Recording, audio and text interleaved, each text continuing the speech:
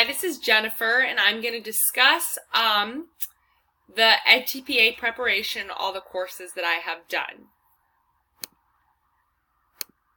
So I'm going to begin with TE 914, Teaching and Learning Math, with Professor Stewart. He was amazing. He prepared me so much for the math portion of the EdTPA. In the fall, his course specifically focused on the EdTPA. And he assigned lesson plans with commentary, and we had to use direct quotes to back up our reasoning. Therefore, provided us with direct feedback, and he provided us with feedback. He also gave us great materials that we could use to focus on. He focused the course on mathematical reasoning, procedural fluency, and conceptual understanding. And he provided multiple readings and materials that we could source for our EdTPA. Ones that I've used right now is the Mathematical Progressions document. This is a document created by the Common Core, and it tells you what the purpose of each standard is. He gave us the reader. This is the reader. Right here. This has been an amazing resource for me because it's given me so much that I've referenced from.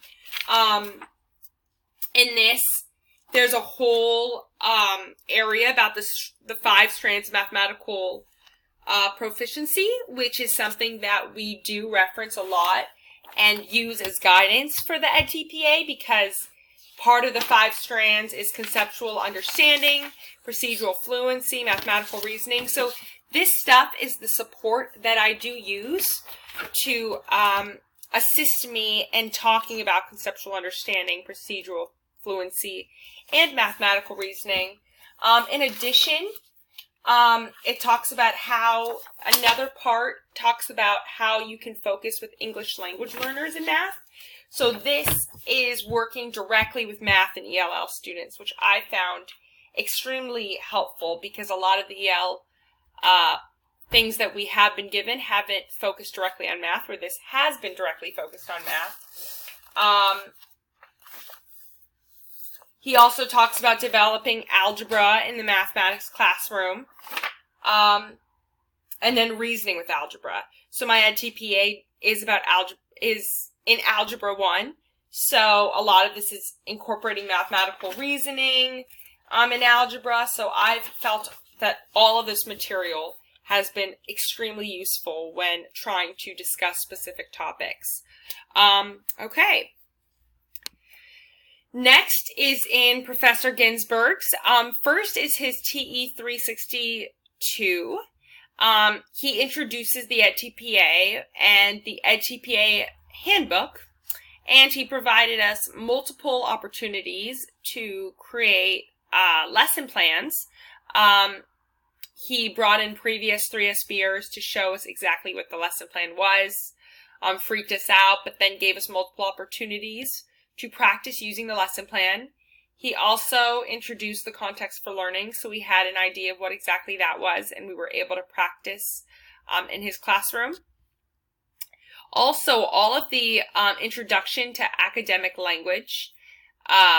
He provided us with the Kinsell materials, which I've used a lot when referencing back to academic language for the EdTPA, specifically in Prompt 4. All of the academic language materials that were provided in that course were extremely helpful.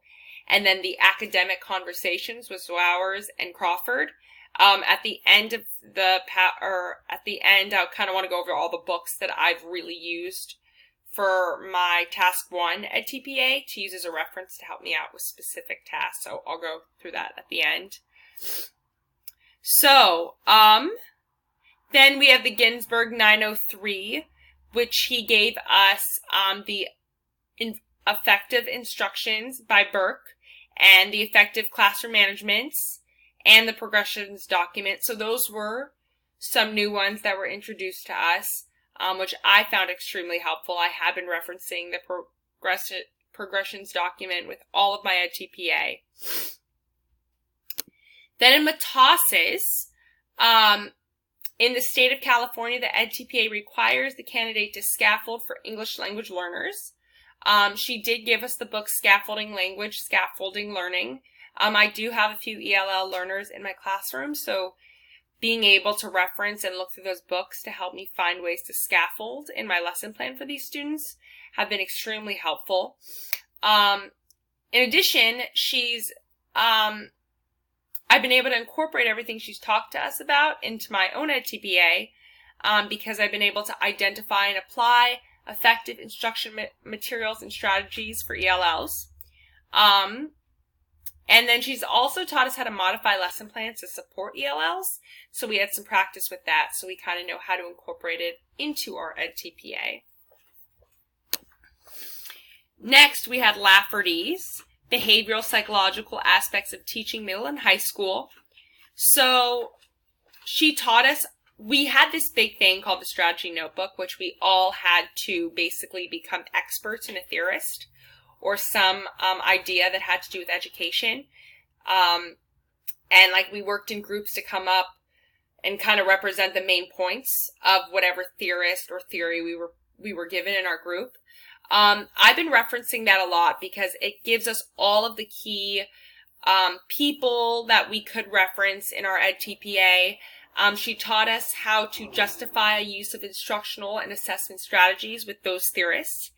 And she also, the EdTPA also wants us to identify the theories behind the instructional choices.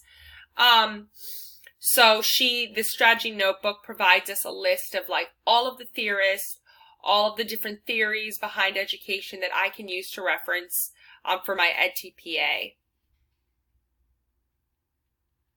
So now I kind of want to go over all of the books.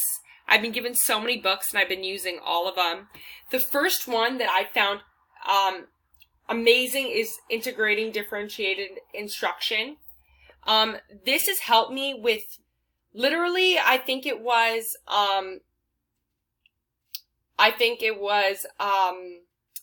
task 3 where we had to talk about how I was going to help all learners, IEPs, ELLs. I've been looking through this and it gave me a ton of really good ideas for differentiating instructions. The Academic Conversations books, I've looked back through. This has helped me specifically with, I believe, prompt 4 in task 1, where we talk about academic language and how I can talk about it and like in the EdTPA and reference how I'm going to use academic language in my lesson. I also found that effective instructions was helpful. It also gave me a ton of informal and formal assessments and kind of talked about group collaboration in small groups.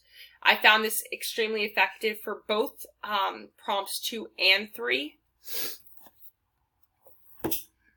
Unfortunately, I was not a fan of this book. I just was not about it. I didn't use it at all, mainly because he's against math, so that kind of bothers me. And then this one, Culturally Responsive Teaching. This has really helped me where I had to talk about how I was going to justify the use of instructional strategies for like students with different cultures. So I use this to reference as a big reference on how I was going to use partner and discussion-based activities to help out like my diverse community. And then I had 2 more that I used a lot. One was the Jim Burke Class Management. That one, though, I think I have on Kindle. But that gave me a lot of good ideas for informal and formal assessment. So I referenced that a lot. And then, of course, the reader that I gave from Professor Stewart. So overall, I was extremely nervous. But with all of these books and all of these resources and the ones that Professor Ginsberg has posted online right now, I actually feel way more prepared than I thought I was. So it's been great, and every single class I've taken has been extremely helpful from this journey.